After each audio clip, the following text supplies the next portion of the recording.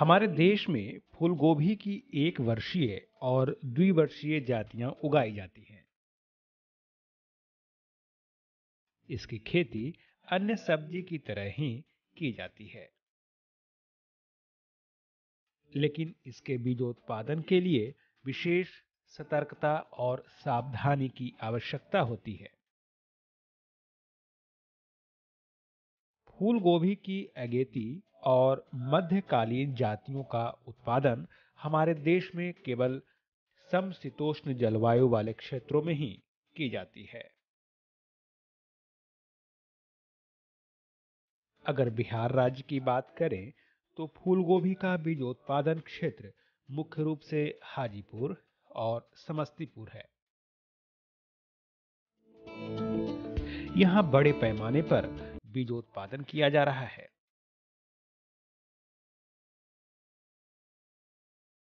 यहाँ बीजोत्पादन के लिए 3 प्रकार के प्रभेद हैं। पहला अगात, दूसरा मध्य और तीसरा पछात प्रभेद है। मैदानी भागों के लिए अगात और मध्य किस्म के पौधे सही होते हैं। अगर किसान भाई बीजोत्पादन को व्यवसाय के रूप में अपनाते हैं तो फूलगोभी के बीजोत्पादन से काफी लाभ भी कमाया जा सकता है। फूल गोभी का बीजो उत्पादन हमारे बिहार में आगाट फूल गोभी का जो एरिया है, जो हाजीपुर समस्तीपुर बेल्ट, बड़े पैमाने पर जो है इसका बीजो उत्पादन किया जा रहा है। और इस बीजो उत्पादन जो फूलगोभी का है, खासकर आगाट का, क्योंकि किसान भाई फूलगोभी 3 प्रकार की इसमें प्रभेद निकाली गई है, आगाट, मध्यम और पिछाट। तो किसान भाई मैदानी भागों में सिर्फ आगाट और मध्यम का बीज बनता है, पिछाट का बीज मैदानी भागों में हम पैदा नहीं कर सकते हैं।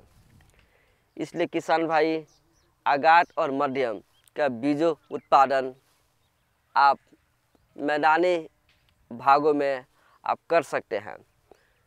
और बिहार में खासकर जो मैंने अभी कहा कि हाजीपुर, पूसा, समस्तीपुर में बीजों उत्पादन जो है बड़े पैमाने पर की जा रही है। और सिर्फ जो है और पूरे भारतवर्ष में उसकी सप्लाई की जा रही है।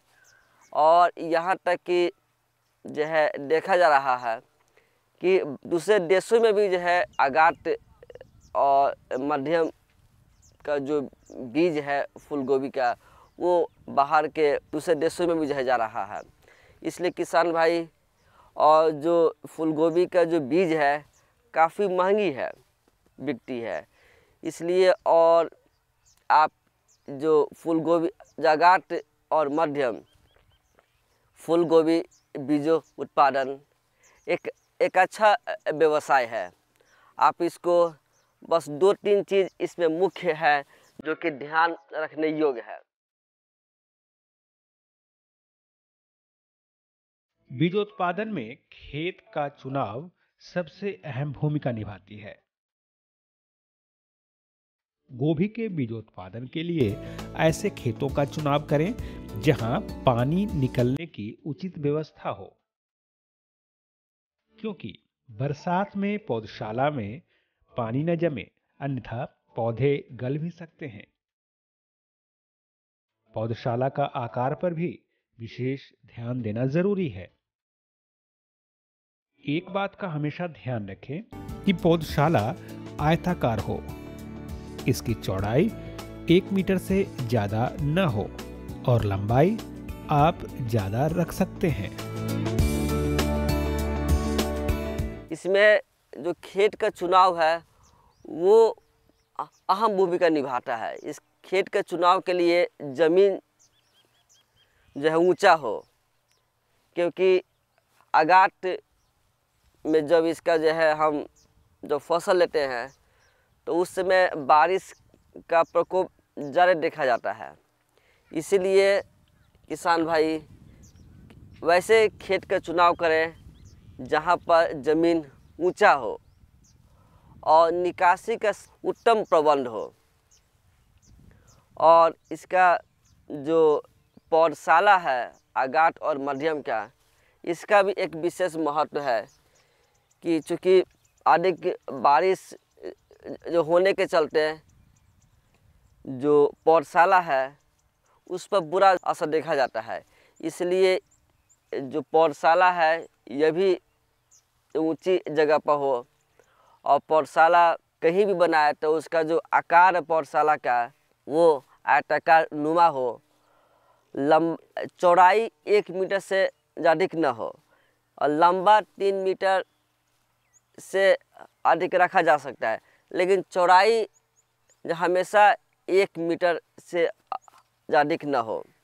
क्योंकि अगर 1 मीटर से चौड़ा अगर पौधशाला का चौड़ाई से आप ज़्यादा रखते हैं तो हमको उसमें बीज को रोपने में, बीज को जो बिचड़ा को उखाड़ने में, और भी जो अन्य शस्त्रक्रिया जो की जाती है उसमें जो है समस्या आती है। इसलिए लंबाई हम जितना भी ले सकते हैं, लेकिन चौड़ाई जो है 1 मीटर से अधिक न हो।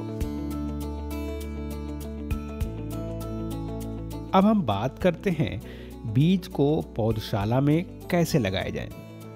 हमेशा बीज को कतार से कतार ही लगाएं, क्योंकि इससे पौधों का देखभाल अच्छे ढंग से हो पाता है।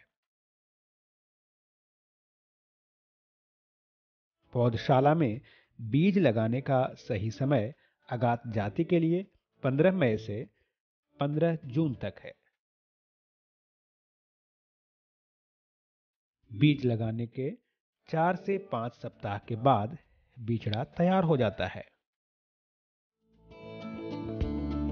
बिचड़ा को लगाने के लिए इसकी दूरी पर भी ध्यान रखें। कतार से कतार की दूरी 50 सेंटीमीटर होनी चाहिए और पौधे से पौधे की दूरी 40 से 50 सेंटीमीटर। अक्सर ये भी देखा गया है कि फूल गोभी में बोरोन की कमी ज्यादा होती है। इसके लिए खेत की अंतिम जुताई के समय ही बोरोन का छींटा मारकर ऊपर से पाटा चला देना चाहिए। बीज को पौधशाला में लगाने का जो सिस्टम है 2 प्रकार से रोपी जाती है। एक तो जिसको छींटा मारकर, और दूसरी जो है कतार से कतार में उसको रोपी जाती है। तो कतार से कतार रोपने से अच्छा माना जाता है, क्योंकि इसमें हम शस्त्रक्रिया करने में आसानी जो होती है। और किसान भाई इसका जो समय है अगाट फूलगोभी का बीज गिराने का मध्य मई से मध्य जून तक जो है अगाट फूलगोभी का बीज पौधशाला में लगा दें, और लगाने के 4 से 5 सप्ताह में इसका जो बिचड़ा है बन जाता है। उसके बाद इसको जो है रोपाई कर दें, और रोपाई का जो दूरी है उसका 50 सेंटीमीटर कतार से कतार की दूरी को रखते हैं, और जो है पौध से पौध की दूरी जो है 40 से 50 सेंटीमीटर दूरी को रख के ट्रांसप्लांटिंग कर दी जाती है। उसके बाद जो है चूँकि इसमें देखा जाता है कि फूलगोभी में मोलिबडेनम और बोरॉन की डिफिशिएंसी की समस्या जाती है फूलगोभी में। इसलिए किसान भाई जहाँ पर फूलगोभी खाने के पर्पज़ से हो चाहे बीज उत्पादन के पर्पज़ से हो, जब खेत की जब अंतिम जुताई की जाती है तो सोडियम मोलिबडेट और बोरॉन जो बाज़ार में मिलती है उसका जो मात्रा है देने का 1 हेक्टेयर में वो 10 से 15 किलो है। तो वो खेत की जब अंतिम जुताई की जाती है तो उसमें छींटा मार कर पाटा मरवा दे, तो जो व्हीप टेल जो डिसऑर्डर है वो नहीं आती है और ब्राउनिंग की समस्या देखी जाती है, जो कि बोरॉन की डिफिशिएंसी से जो होती है।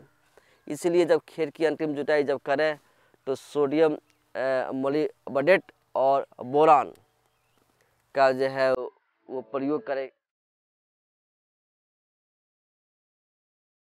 फूल गोभी के खेत में खरपतवार नियंत्रण पर भी जरूर ध्यान दें। खरपतवार नियंत्रण के लिए समय समय पर खेतों की निराई गुड़ाई करनी चाहिए। पौधे में जब फूल बनने लगे तो उसके बीज के कुछ भाग को निकाल लेना चाहिए और बीज के हिस्सों को निकालने के तुरंत बाद बेविस्टिन का स्प्रे करना न भूलें, क्योंकि फूलगोभी में फफूंद लगने की आशंका होती है। जब इसको जो हम निकाई गुड़ाई करते रहे और जब फूलगोभी को जब मिट्टी से जब उसको भरा जाता है तो उसमें जो है आप रासायनिक जो खाद है और किसान भाई अब तो जैविक खाद का भी प्रयोग कर सकते हैं, वर्मी कंपोस्ट है उसका भी आप प्रयोग कर सकते हैं। और भराई के समय में जैविक खाद, रासायनिक खाद आप जो है कर सकते हैं। और इसमें एक ध्यान रखने की बात है कि जब आगाट फूलगोभी का जो हमको जो बीज प्राप्त करने का है तो उसमें एक जो है जब हमारा फूल बन जाता है तो फूल जब देखें कि जब फूल बन जाए तो फूल के बीज का जो कुछ हिस्सा है उसको हम निकालने की आवश्यकता जो होती है।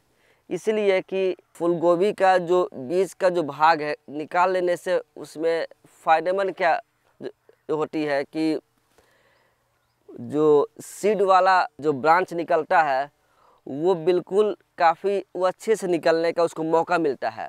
जो फूल है फूल से वो काफ़ी अच्छे से निकलता है।